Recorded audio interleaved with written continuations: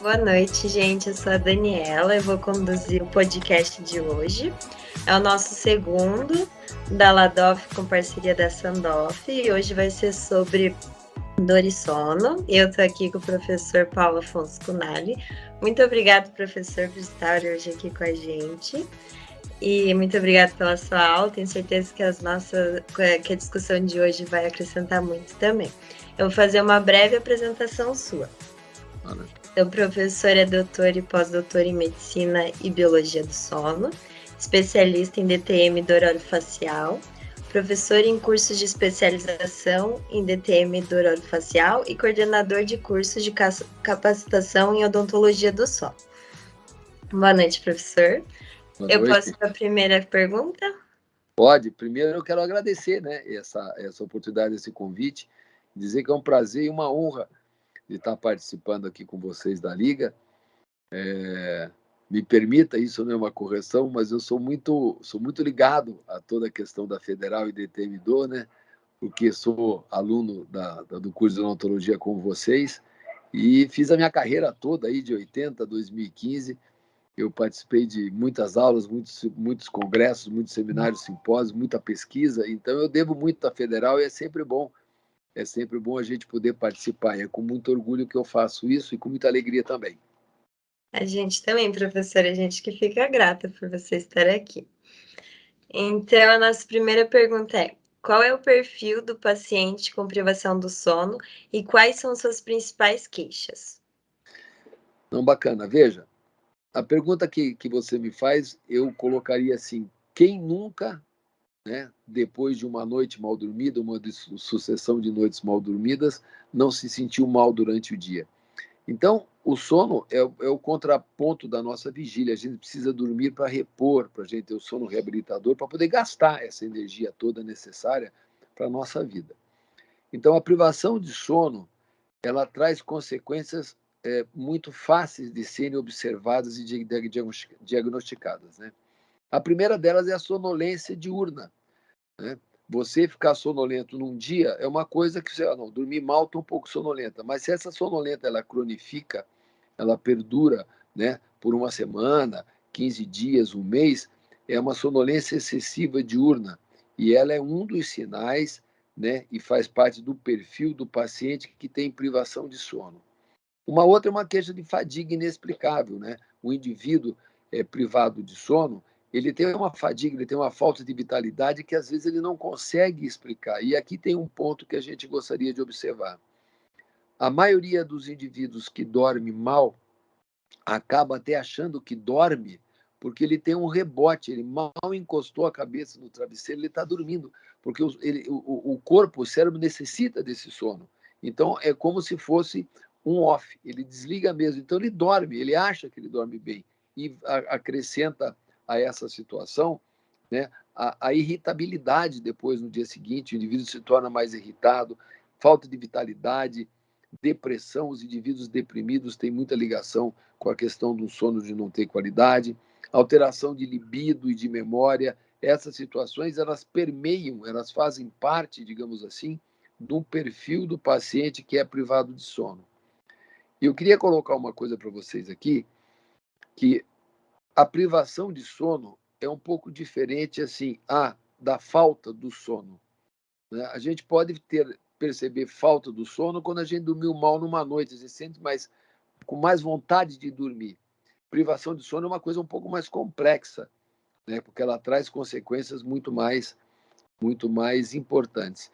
E essa questão desse perfil de paciente, ou seja, o sonolento, o fadigado, o que tem falta de vitalidade, o muito irritado, o deprimido, aquele com alterações de gaps de memória, enfim, a gente tem que estar muito atento na investigação, porque esses sinais, esses sintomas que fazem parte desse paciente, desse perfil que você me perguntou, eles podem ser sinal e sintomas de doenças graves. A insônia é uma doença grave.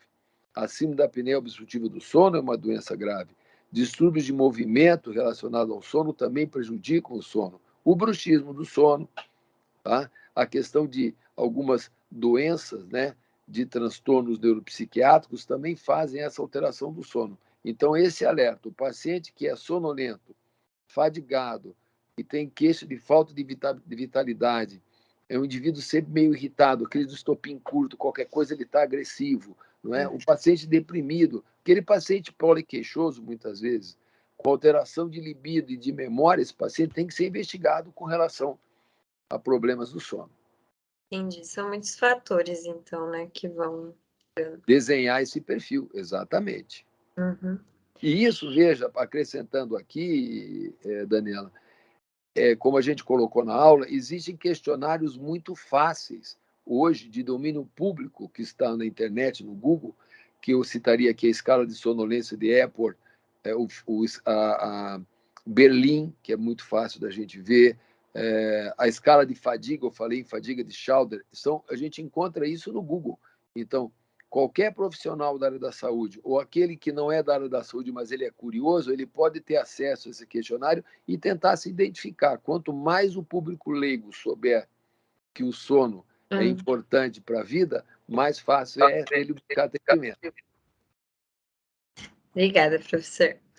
E a nossa segunda pergunta: como o cirurgião dentista consegue atuar na melhora da qualidade do sono do paciente?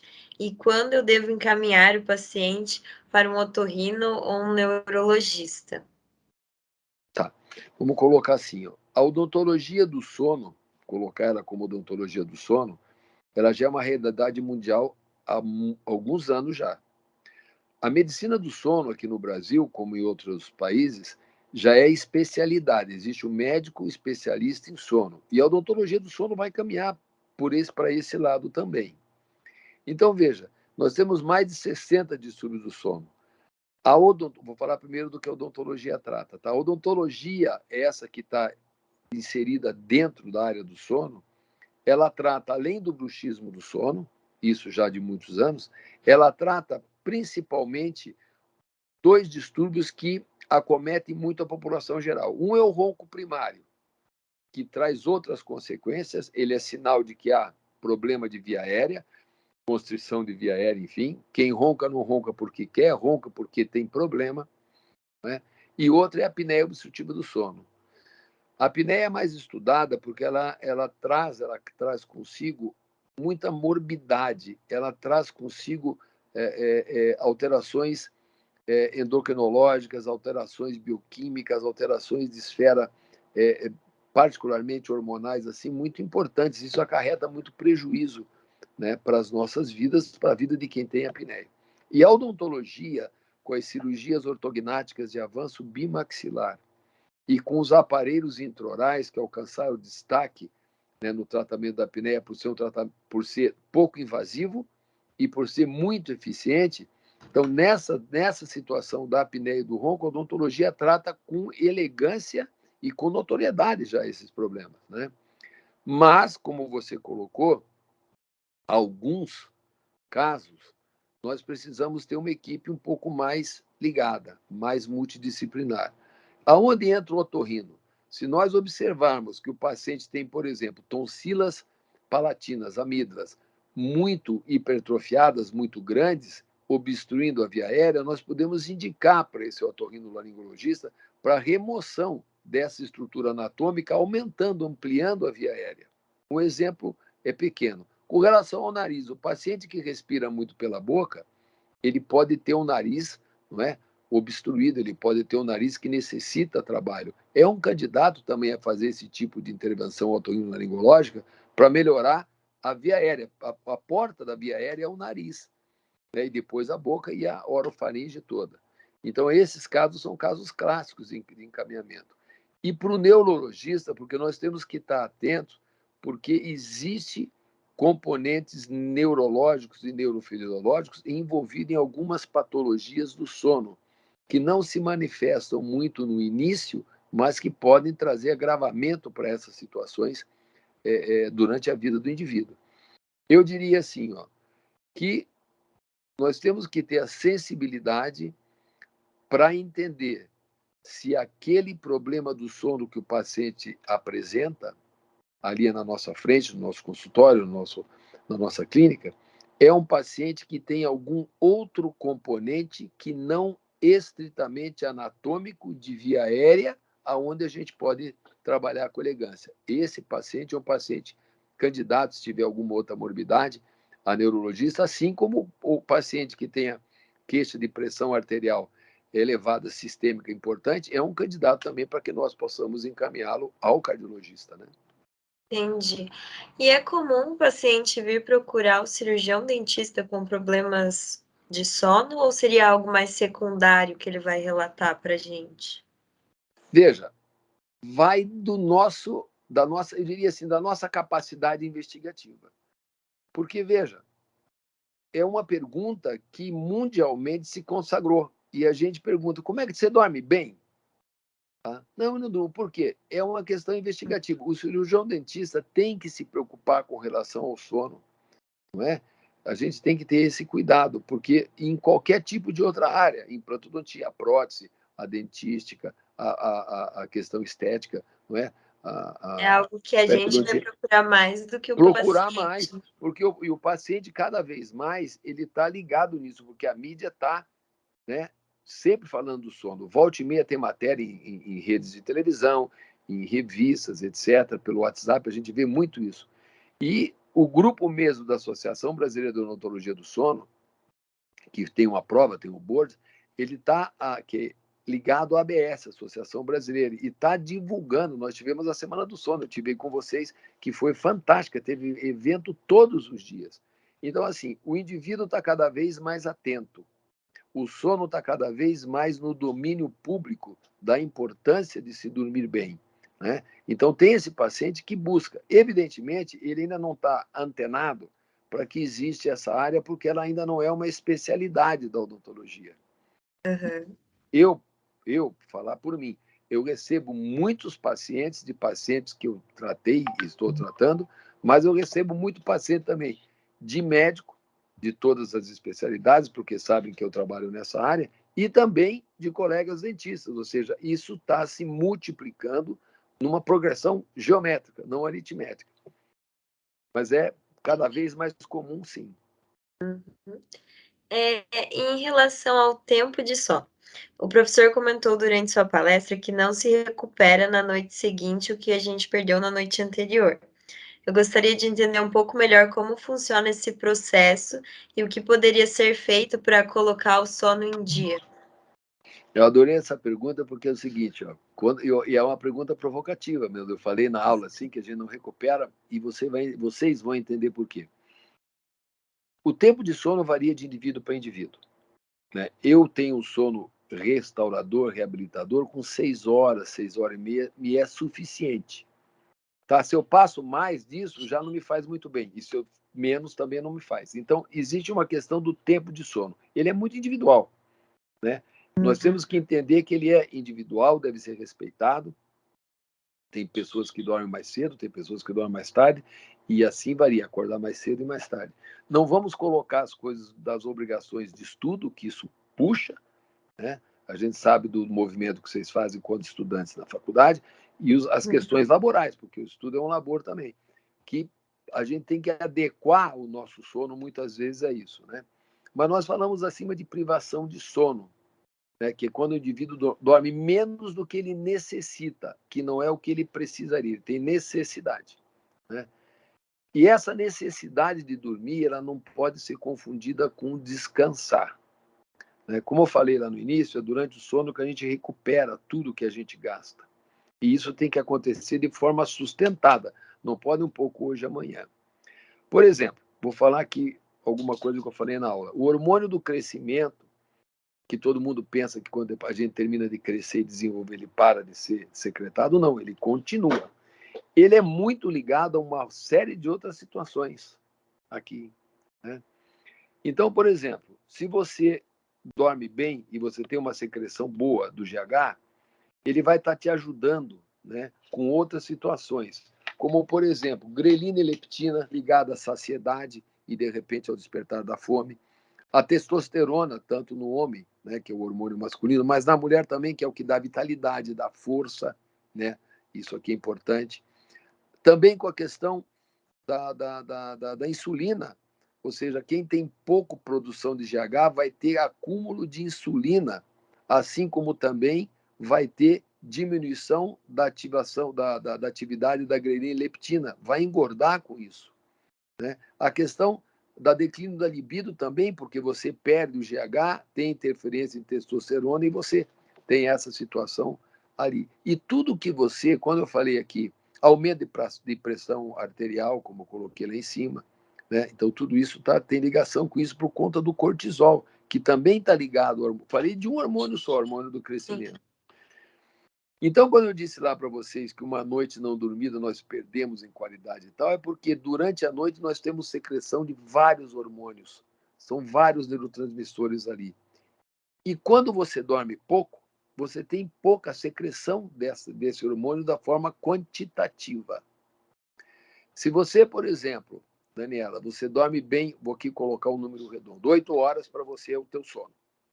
Se você dormir 4 horas, tá? Não vai adiantar numa noite seguinte você dormir 12, porque o hormônio não é secretado em dobro. Ele é secretado num perfil de sono, ele não é cumulativo. Hoje eu vou tomar meio copo de água, amanhã eu vou tomar um copo inteiro. Então, quando eu digo essa situação que a gente não recupera, é porque a gente fica em déficit. Tá? Não tem como compensar o que não tem como perdeu. compensar. E aí existem várias outras situações de se buscar minorar os efeitos deletérios de uma noite não dormida. Higiene do sono, você modificar um pouco a tua alimentação para gastar menos durante o dia, esse dia, né? Para você poder ter uma noite mais vamos compensar, de forma de compensar o que você não restitui, mas compensa de alguma forma. Então, assim, a gente não tem como, né, como colocar o sono em dia. A gente tem como colocar a rotina da vida mais adequada ao nosso equilíbrio. E essa é a essência. Entendi. E sobre a síndrome da apneia obstrutiva do sono. Nós sabemos que ela pode ser classificada como apneia obstrutiva, apneia central e hipopneia. Como ocorre a intervenção do cirurgião dentista em cada situação? Tá. Assim, ó, vamos primeiro dar uma separadinha aqui. A apneia central, tá? Como o próprio nome diz, ela é um distúrbio respiratório também, mas é caracterizada pela interrupção, a cessação do fluxo aéreo por um período maior que 10 segundos, mas neste caso a gente não observa no paciente o esforço torácico e abdominal para tentar resgatar a respiração. Essa é a central. A etiologia da apneia central ainda é muito discutida, mas a maioria dos pesquisadores e dos médicos que estão muito mais ligados a esse tipo de apneia trazem um conjunto multifatorial aqui que acabam por evidenciar essa situação respiratória aqui. E algumas associações, a central estou falando, tá? Algumas associações com doenças de base, né? Uma delas citada aqui, que eu poderia colocar, mas também faz com que ela mixe com a obstrutiva, é o DPLC, que é a doença pulmonar obstrutiva crônica. É difícil você ter um paciente só com apneia central, primária. Difícil. É raro. Sempre essa apneia central, ela cursa com alguma quantidade de apneias obstrutivas e hipopneias. A apneia obstrutiva, como o próprio nome diz, ela é causada por obstrução da via aérea. A central, não. Obstrução da via aérea. E também ela pode ser diagnosticada com talvez aí a mesma questão dos 10 segundos, mas você observa o esforço na tentativa do resgate respiratório. Quando o paciente sai da apneia, que ele resgata, ele pode fazer um ronco ressuscitativo, como se fosse você ficar no fundo da piscina, aquelas brincadeiras, não vê quanto que aguenta. Quando você sai, você quer, né, você quase que engole o ar. Puxa, esse é o movimento que o apneico faz, quanto mais grave faz, mais de forma mais importante, para resgatar. Ele faz um esforço respiratório. Aí micro desperta ou desperta e volta a dormir novamente. A hipopneia é uma obstrução parcial do fluxo aéreo. E ela também é marcada na polissonografia por um tempo. Então, a apneia obstrutiva, eu paro de respirar totalmente. A hipopneia, eu tenho uma diminuição importante do fluxo, até em 50% aqui, né? E a central, ela estaria ali num mix, mas sem o esforço respiratório. Muito bem. A apneia pode ser leve, moderada ou severa grave. Isso aí, quem dá isso é o índice lá, que é até 5 é leve, aliás, perdão, de 5 a 10 é leve, de acima até 30 é moderado e acima de 30 é grave. Mas aí você me perguntou ali, para eu não fugir daqui, como o cirurgião dentista atua? Isso. Ele vai atuar principalmente na apneia leve e moderada. Em alguns casos de apneia grave, acima de 30, aonde o paciente não tolera o CPAP, não tem adesão ao CPAP, ou prefere, por uma questão ou outra, o uso do aparelho de avanço mandibular. Aqui eu queria fazer um pequeno parêntese. As cirurgias de avanço bimaxilar, elas são muito eletivas, elas são muito eficientes no tratamento, mas elas são muito eletivas. Então, quando a gente pensa em paciente para cirurgia, queria fazer esse parênteses aqui, e eu sou fã das cirurgias quando tem indicadas, quando são bem indicadas, seriam pacientes mais jovens, que além da melhoria da patência, da via aérea, da questão respiratória do paciente, a gente também tem um ganho estético e funcional. Consegue me entender?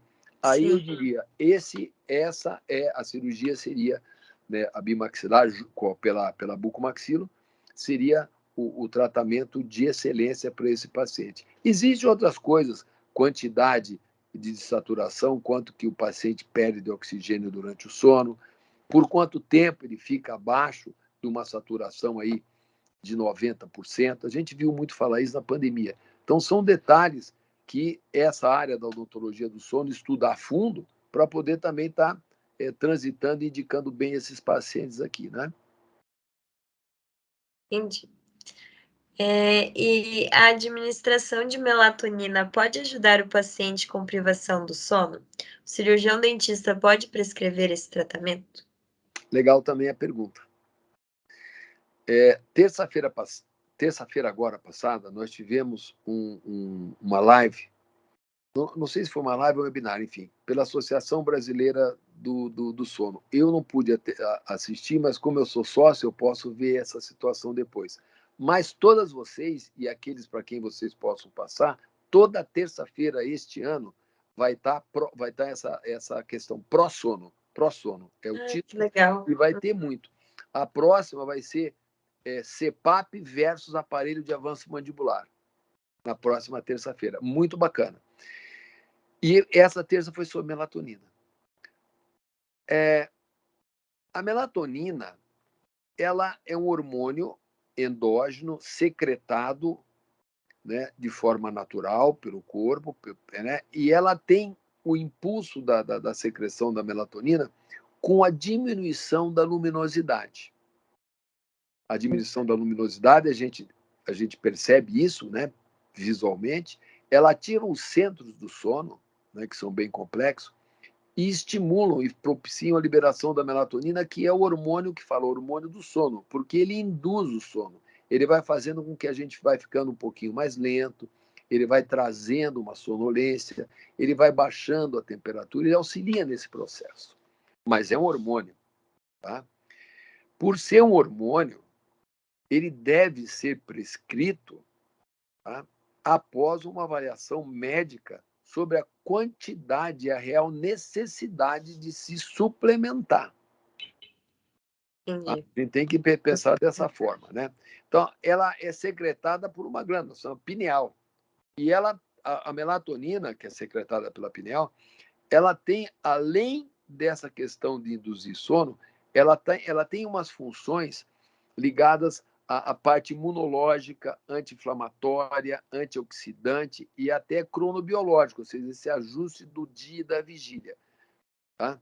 Mas a secreção ocorre principalmente à noite, por conta dessa diminuição. Então, eu diria, como qualquer hormônio, tá, ele deve ser entendido como uma prescrição dentro de necessidade. A gente não pode estar tomando uma melatonina assim. Eu estou com um pouco de dificuldade de sono, eu vou tomar 5 gramas de melatonina aqui, 5 miligramas. Sim, vou tomar 20. Não, não é assim. A gente tem que entender que por ser... Ninguém toma progesterona e testosterona, ninguém toma esses hormônios sem saber de efeitos colaterais. Então, eu diria assim, a gente tem que entender, é muito bom, a melatonina é melhor que qualquer outro medicamento para induzir sono. Eu diria, eu sou contra os benzodiazepínicos, porque já assisti paciente lá quando eu estava no doutorado com dependência de benzodiazepínico, é uma coisa muito triste, mas a gente tem que ter cautela. E por ser hormônio, não caberia ao cirurgião dentista, mesmo aquele que milita, né, como eu, por exemplo, me coloco aqui na área do sono, está prescrevendo. Quando eu percebo que o paciente vai ter benefício com melatonina, tá? Eu indico esse paciente para um dos médicos do sono com quem eu trabalho, porque fica elegante e fica dentro da área. Ou seja, nós temos que entender, a princípio, que não é um suplemento que não possa acarretar efeitos colaterais. Então, seria específico para um paciente que está com falta desse hormônio.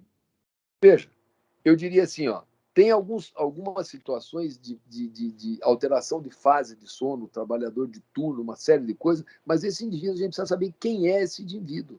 Ele precisa ter essa suplementação, a quantidade de melatonina não está sendo suficiente, ou existe algum desequilíbrio entre tantos hormônios que a melatonina não está fazendo o efeito que ela deveria fazer. Então, isso a gente tem que ter cuidado. É bem mais complexo, né? É mais complexo, não é ir na farmácia e comprar uma melatonina e sair tomando aí, não. Entendi. Tá? A última pergunta. Qual a relação entre vitamina D, sono e dor? Esse negócio da vitamina D, ela virou como é que eu vou dizer assim, uma coqueluche, virou uma coisa assim de muita pesquisa. Antigamente ninguém falava de vitamina D, a gente lia que tinha nos complexos, quando se tomava vitamina, tinha lá vitamina D. Mas assim, se a gente for pegar na população mundial, principalmente nos países onde, lá para o lado escandinavo, a gente tem, né, os dias muito curtos, porque a gente sabe que a luz solar é importante para que a gente possa metabolizar e trabalhar a vitamina D. Eu acho que talvez talvez 60%, 70% da população mundial não esteja com os níveis de vitamina D ajustados.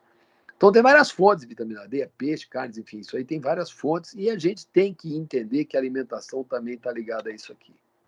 Mas algumas pesquisas, elas sugerem que a vitamina D tem uma ação inversa à melatonina, que é o hormônio do sono. Ou seja, se algumas pesquisas sugerem isso, se eu tiver carência de vitamina D e resolver suplementar, pode ser que isso venha a atrapalhar o meu sono. É uma coisa para se pensar. Só que não é muito bem assim. Tá? Mas já se comprovou em trabalhos, que se você aumentar os níveis de vitamina D, você pode suprimir um pouco os níveis de melatonina. Olha que coisa engraçada. Ao mesmo tempo que essa vitamina, né, ao mesmo tempo que essa vitamina D, os baixos níveis dela já foram identificados. Paciente com baixo nível de vitamina D tem queixa de quantidade e qualidade de sono. Consegue entender? Ou seja, quando a gente vai falar em vitamina, né, em hormônios, nas neurorecepções, nas neurotransmissões, como é que isso chega a nível celular, como é que isso trabalha a questão da homeostase como um todo, a gente tem que pensar sempre no que eu falei lá atrás, equilíbrio. Eu estou com falta de vitamina D, mas por que você está com falta de vitamina D? Né? Em que níveis essa vitamina D está a menos, digamos assim, no exame bioquímico? Quais são as outras situações de desequilíbrio? E entender que isso pode ser feito. Né?